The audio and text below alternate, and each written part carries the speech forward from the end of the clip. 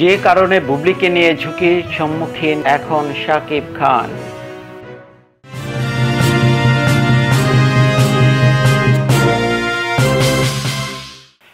বুবলিকে নিয়ে ঝুঁকির সম্মুখীন ঢাকার ছবির নায়ক শাকিব খান তার প্রযোজনা প্রতিষ্ঠান এসকে ফিল্মস থেকে দ্বিতীয় ছবি নির্মাণ করতে যাচ্ছেন।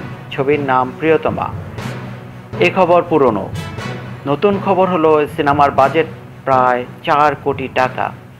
গণমাধ্যমে প্রকাশিত খবরে এ তথ্য জানা গেছে। গত বছর নভেম্বর মাসে শাকিব খান ঘোষণা দেন ছবিতে নায়ক হিসেবে থাকবে তিনি আর নায়িকা থাকবেন শবনম বুবলি। পরিচালনা করবেন হিমেল আশরাফ। সে সময় বলা হয়েছিল 2018 সালের ফেব্রুয়ারি কিংবা মার্চ মাসে শুরু হবে ছবির শুটিং, কিন্তু হয়নি। তবে আজ সিনেমার পরিচালক জানিয়েছেন অক্টোবরের প্রথম সপ্তাহে সিনেমার শুটিং শুরু হবে। মুক্তির সম্ভাব্য তারিখ রাখা হয়েছে আগামী বছর ভালোবাসা দিবস।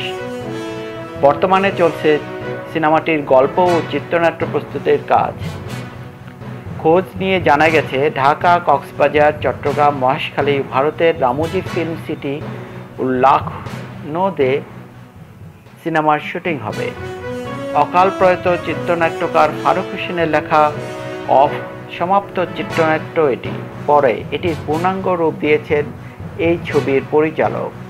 2014 সালে শাকিব খান তার নিজের প্রযোজনা প্রতিষ্ঠান এসকে ফিল্মস থেকে হিরো দ্য সুপারস্টার ছবিটি নির্মাণ করেন।